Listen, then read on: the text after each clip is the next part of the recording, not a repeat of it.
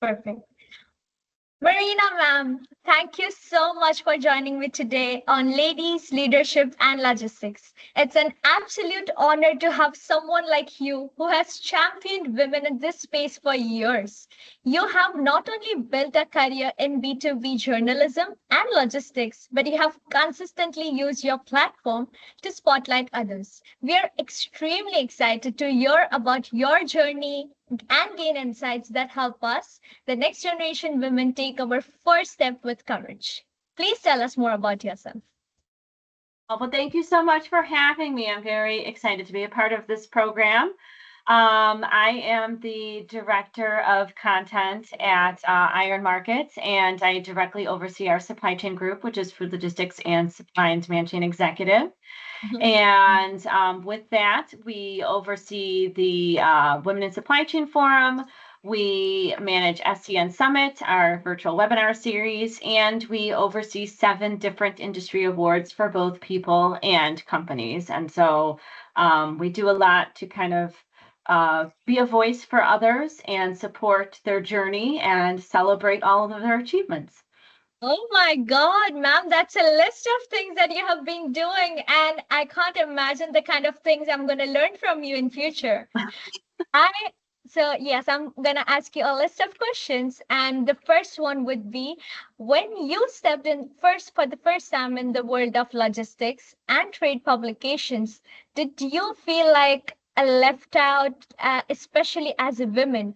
Because I remembered like it's been 6 months that I've started my master's journey, and the start before signing up for the specialization, the amount of people who came up to me going like, are you sure you want to go for a male dominant sector, a sector with so many men working around you? Won't you feel intimidated? And I would love to know your thoughts on that. Yeah, I've been a part of this industry for about 13, 14 years. But I've been in journalism for close to 20 years. And when I started going to trade shows and events, yeah, I would look around. I was the only female. I was young. And I didn't really kind of know any better. I just thought that's just how it is. And then you start talking and learning about other industries and other ways of doing things, and you think to yourself, well, why is it like that? It doesn't have to be like that. What I think is so different about today versus back then is that I don't hear a lot of that male dominated story. It is a world for everybody to live in together. And I feel like what's different now is that women come in not thinking they're going to change the world, but working to coexist with the men that have already been in here and paved the way and kind of showed how supply chains should run. But then we bring that added flair. We bring a little different perspective. We bring a little bit of a different vantage point. And I think there is a place for everybody at the table and all supply chain. It's both men and women. That is indeed true. And I totally agree with that. Like the way it's seen, even like now, I believe that there has been a lot of growth. And I was surprised. Like when I came up with this idea of starting Ladies, Leadership and Logistics, I didn't know that already there are so many podcasts and so many awards taking place. And talking about awards, you have created the Women in Supply Chain Awards. I would love to know more about the thought behind it and what made you do it. Yeah. I at my previous company, I wanted to launch it. I just felt it was something that, I was so passionate about it, but it felt like it was so necessary. And the previous leadership at my previous company, they didn't buy into it. They didn't think it was important. And so I just kind of put it in my back pocket, waiting for the perfect moment. And then I joined this company in January of 2020, so right before the pandemic. And then the pandemic happened, and I thought to myself, okay, I can't be the only one losing my mind. I can't be the only female out there wearing multiple hats, doing many things, trying to do my job, trying to keep my kids at home school remote. And so I thought, let's just launch it now. And so we launched it in 2020 in the midst of COVID. And we have grown it to this day where we have almost over 400 submissions that come through. When we launched it, we had less than 100. So we have grown it. What I've also loved seeing is is the men that are nominating their female counterparts and bosses. And then I love seeing the women that are nominating themselves. The self-advocacy part of that is really why I created the award, because I wanted to provide an opportunity for women to be able to celebrate themselves and their achievements without it seeming like they're bragging or they're, thinking they're hot stuff. I mean, if you created a company and you're doing amazing things, you should be able to talk about it. And so that's Wow. really the purpose of the award. Indeed, and that is actually such a great thought. I feel the moment you get recognition, you feel more push to work even harder and better in your sectors. And like as someone who is like, I'm just 22-year old, what do you think would be like the major idea that I should keep in mind about the sector, like when it comes to future, whenever I feel that, hey, I don't think I'm that good enough, I feel underqualified, what would be one thing you would just tell me that remember this always? I always tell young people, and this also applies to people who have been in the industry for a while but are kind of shifting their roles or their companies or whatever, is no, somebody telling you no in your head should not be the end all final. It should be, maybe it's just not right now. And Mm-hmm. so everybody has a time in their life where they get rejected or they get turned down or they feel like they're not good enough for that job. And I always tell people, throw your hat in the ring anyway. Speak up anyway. Um, Ask questions, because questions are not a sign of weakness. They are a strength. They are a sign of you wanting to learn and grow. But if somebody tells you no, that shouldn't be the end all be all. You take that idea, you kind of put it back in your back pocket and you say, okay, maybe it's just not right now. Maybe it's in 6 months. Maybe it's in 2 years. Maybe it's a different company or a different boss or a different team. And so, that's so important to think of anybody in any realm of whatever you're doing in life, because people hear the word no and it's such a negative connotation. And really what people should be saying is, that's not a good fit right now, but let's talk about it in 6 months. And so I think that's kind of what I would tell any young professional coming in. You're going to get rejected. You're going to feel small. You're going to be put at a table with people who have been in the industry for many years and obviously know more, but that doesn't mean that you don't provide value. And that doesn't mean that your questions and your solutions and your feedback don't matter. That is really something I'm going to remember for future. And to be very honest, like you agreeing at such a high level, agreeing to do something that I'm just starting off, it's a sign that you just need to ask. People are willing to help you out. And I really wasn't even aware that I would get response, but the speed with which you responded that yeah, let's do it. In fact, the when I had texted you, I didn't even mention the actual plan, like how I was thinking about it, but the acceptance, the agreement to do it was something I'm really thankful for. And I would say like when someone enters a sector, how do you think we should think? Like, should I think about the roles that I'll be taking forward, or should I think about the whole journey in the whole process? Like, in simple terms, like, the early careers, the executive level, then the high level, or should I be like, I should explore different sides of the supply chain sector, maybe? How do you think I I should go ahead? definitely think you should explore different sides. And I think you should think of the journey as a whole. Because I think people come into a job and they think, well, this is my job description. This is what I'm supposed to do.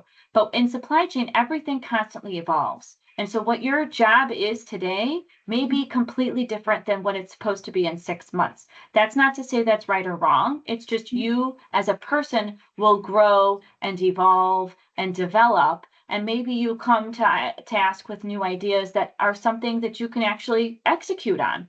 And so I always tell people, don't pigeonhole yourself to this little bitty title or this little bitty paragraph of a job description. Think about the whole thing as big picture. What can you bring to the table that adds value? But at the same time, learn and don't beat yourself up over it. I tell people when I hire them, you have a 6 month training process, because it takes 6 months to really come in, learn the ropes, learn the processes, learn everybody's names, learn who to go to when I have this question, but then kind of feel comfortable in your own skin to say, okay, that's great that you've been doing it like this for 10 years, but what if you did this? And so that takes about 6 months from start to kind of that point where you kind of get comfortable in your own skin. True. Ma'am, you have done so many different things that I really need to list down to remember. But how? Like, what do you think is your driving force to keep doing so much things and still be so happy and driven by it?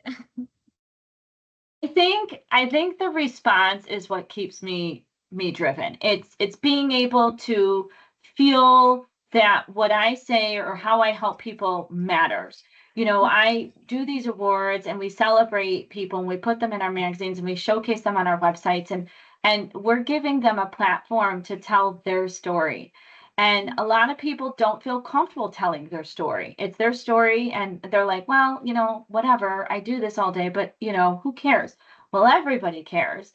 And so I think, providing that platform for people to kind of express that, and then going into in-person events and being able to celebrate them. When we were at ProMat in Chicago in March, we did a Pros to Know award networking thing at our booth, and people came by and they're just so excited to win, and they're so excited because they won for things that they feel good about, and these are things that matter in the supply chain. They're making things smarter, safer, more efficient, and they're moving mountains in the supply chain. And so at the end of the day, what keeps me driven is I was able to help them get to that point Yeah. where it's okay to talk about it and not feel like you're bragging. That is so true. Like, I feel the major part is actually something you're doing that is making them feel recognized and Yes. satisfied that, hey, you're doing a good job by doing what you're doing. And that matters. Like, that, that something that I would say would be a push for me personally. If in future I'm doing some project and I see the success, I see good response, it would matter. So that is true. Yeah. And you have worked with so many people over these years. What do you think is the qualities, the habits, the behaviors that makes them stand out from people who are not that at such a high level, I would say? I think there are two different kinds of people. Hmm. People who come in, all of this stuff, and that's it. And then there are people who know a lot of stuff, but are willing to take a step back and also learn. And the people that take that step back and also learn are the ones who actually excel and are better at their jobs, and are people that people can actually learn from. Because if you come in and harbor all of this information and share it and think that that's where it stops, that's not going to get you far. My motto in life is to always hire people that are smarter than me. That has always been my thing from the beginning. And I do that on purpose because I've been in this industry for a very long time, but I graduated from college many years ago. So when I hire these young people that are your age, a couple of years older, they come in with all these fantastic ideas and all this new way of thinking. And here's me like, well, I didn't think about that because I didn't learn it like that. That's not how I was taught. And so I always hire people that are smarter than me for those reasons. Help me, help you, so we can help everybody else. And I think that's what separates people, is the people that want to learn and continue to listen, and the people who just come in and say, this is what I know. I've been doing this for 40 years. You have to listen to me. My eyes are closed. That's that.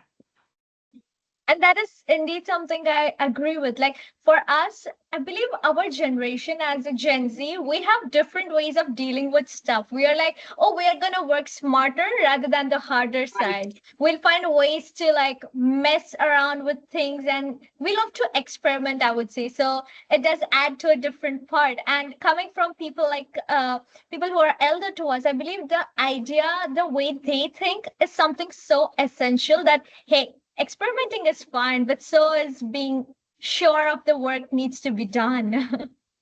That is so true. Like, I've often heard about the glass ceiling theory, but like many of us are still even trying to get to the elevator that leads to the ceiling. So that is so true. Like, I personally think I'm just on the ground floor, working my way up slowly and steadily towards it. So, like, what practical steps would you advise a young person like me to take to accelerate my growth in the sector of logistics and supply chain? I first of all love how you phrased this and painted that picture, because that is just the most phenomenal way of setting that up. So I love that.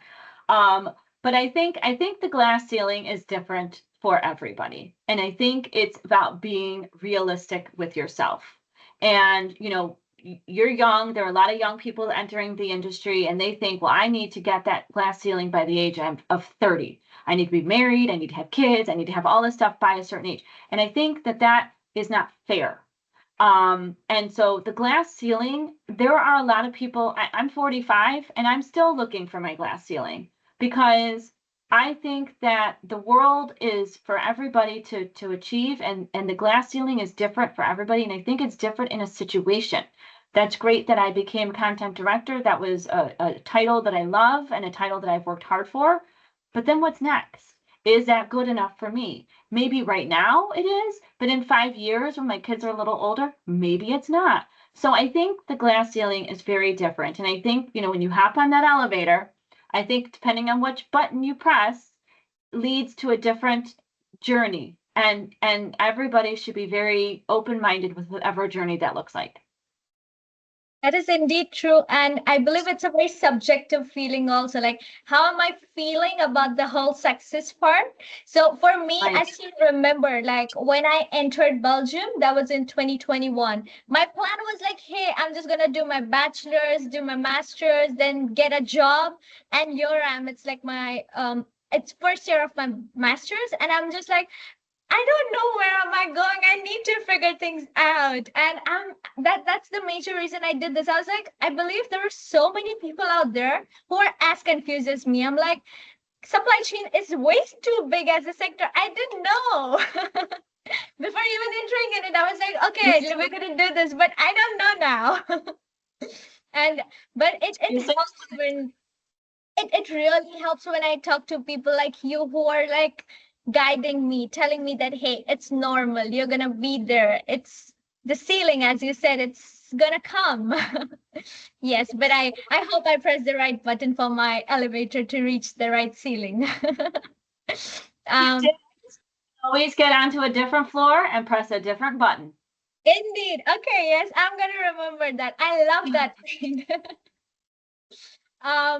Was there a moment when you felt like giving up or questioning your impact? And what helped you push through the whole thing?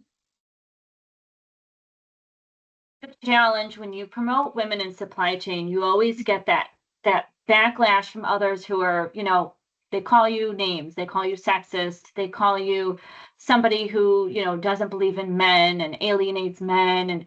And that's a hard thing to think about and step back from, because that's never the intention. And it's never something that I in a million years would have ever done or imagined myself doing. So when I hear those things, it makes me take a step back and go, okay, maybe you're not the one who's educated enough. Maybe it's not me.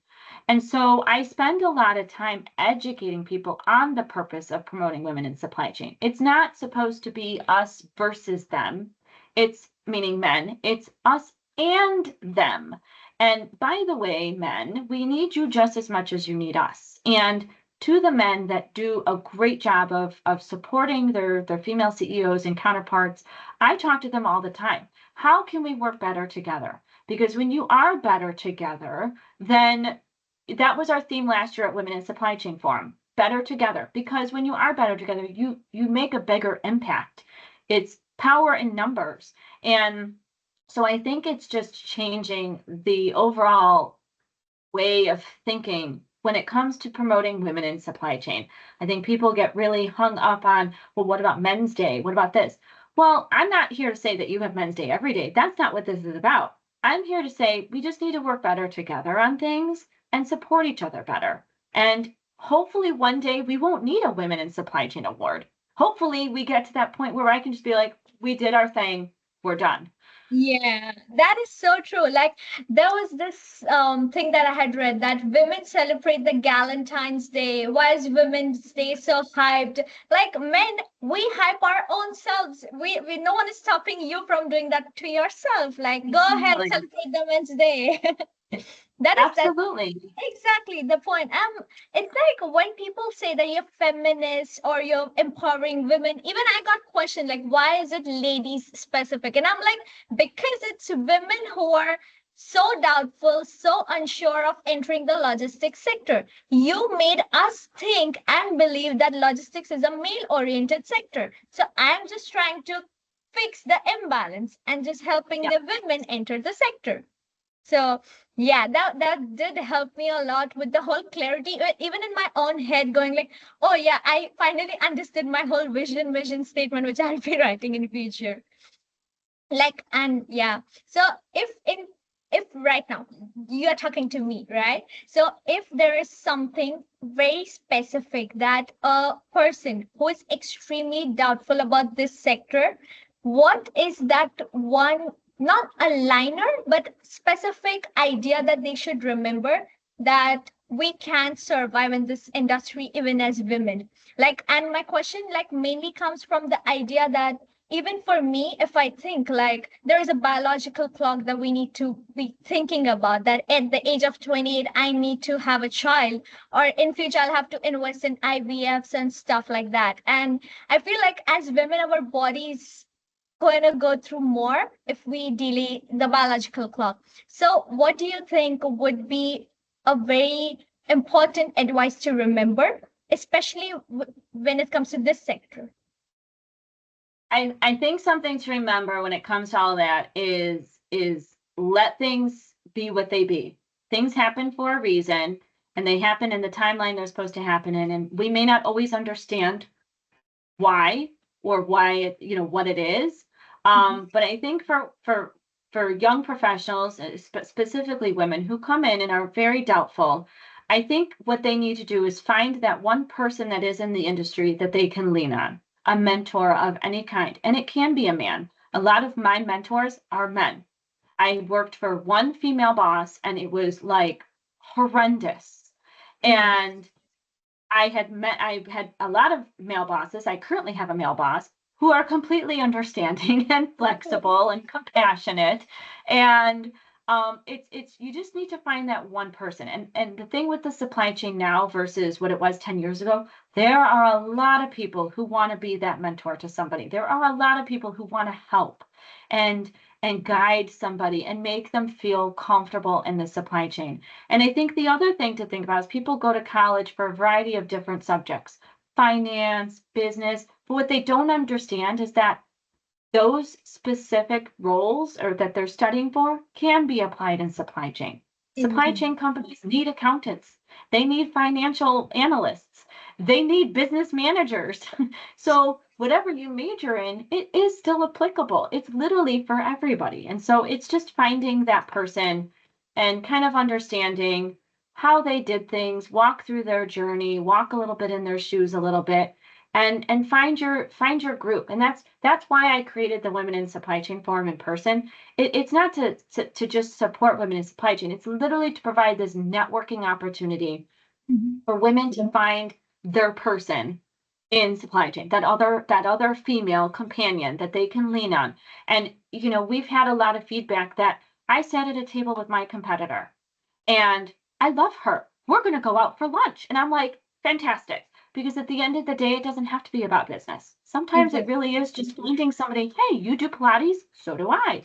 You have 5 kids, let's talk. You have no kids, let's talk. So it's just finding somebody and just latching on and understanding that, things happen for a reason. Don't put yourself up against a timeline. You'll never win. I promise. Nobody ever wins that game. That's so true. And I believe that what you just said is so important. Having at least one person believe in you is going to help you just survive the whole corporate culture, I would like to put it in. Yes. And Yeah, in fact, that's a good way to put it. I know, yeah. Like even when I was starting off, so most of my friends took their specialization to be finance, and I got questioned as to why supply chain. So when I had taken it, my theory was supply chain is a need and not a want. It is something that's global. I go to any part of the world, I will get a job in supply chain sector because it's a need. And the third reason was I'm interested in this sector. It makes sense to me. And I believe that supply chain is so, it has so much opportunities for me to grow, while and I feel like it's low-key underrated, especially for us like women. Most of my friends were like, nah, I believe as a girl I would like to take finance or something which is way more office. And I'm like, but supply chain jobs also can be office. And like I did my research. Yeah, I did my research. Well, I was like, girl, you look up the actual facts and then you tell me that, hey, it has to be a corporate office work. I was like, the whole pandemic changed the dynamics. Even supply chain jobs can be work from home. Absolutely. Absolutely. Indeed, right? So that was something super important. And I would say that if there was one thing that you think we had the best conversation today. I feel so motivated and empowered, firstly. And the second thing I wanted to ask, like, is there anything specific you think is supposed to be addressed in any specific conversation when it comes to supply chain? Like, this point should never be missed when talking about supply chain. I think it's just making sure that everybody that is a part of that process or solution or development is being heard. Because I hear that a lot when I go to trade shows and conferences, they're launching this new solution or they're launching this new technology, but not everybody is involved in it. And the people that are involved, sometimes their voices aren't always heard in the makings of things. And so I think that is a missed opportunity for a lot of people that are part of whatever that is. If we're doing something on our team, and granted, we're not in the supply chain, we just cover it, but it's very democratic. Let's take a vote. Majority wins, because that's how we get things done. And I understand that's not always going to be the case with companies, but include everybody. Make sure other people's voices are heard. Sometimes go outside of the original core team and go to others in the company just to kind of do a gut check. Just make sure that you're not missing something. And I think that there's a lot of missed opportunities when companies are so siloed and they kind of forget that the company as a whole is involved in this. So maybe that would be my only takeaway. Other than that, I think looking back from where we are now versus like 10 years ago, there's a lot of improvements. There's a lot of progress. I'm so proud of the supply chain industry. Indeed. And I'm so glad that I'm at a particular age where I feel that I will be seeing a lot of growth in my upcoming years. And I'm super sure I'm gonna stay in contact with you and let you know that, ma'am, we made it. Please do, because I I would will. love to hear where you go next. Yes, and Maybe even tell somebody. that is so true. And for me, it's like I really think that it is so important. As you said, feeling heard is so important. Like people do take interest in knowing each other's perspectives because there are so many at the end of the day. So, Yeah, yeah. it's like you said, it is really getting to know people. And I think, especially with a lot of our award winners, like I know a lot of their kids' stories, where their kids are going to school, what their activities are. It's not just giving them an award. And I think that's my satisfaction in all of it. I get to actually have a personal relationship with these people. There are so many people on my list that I can call at any moment's notice and say, hey, I need help. They'd be like, what do you need? You gave me a award 5 years ago and I owe you, but you don't.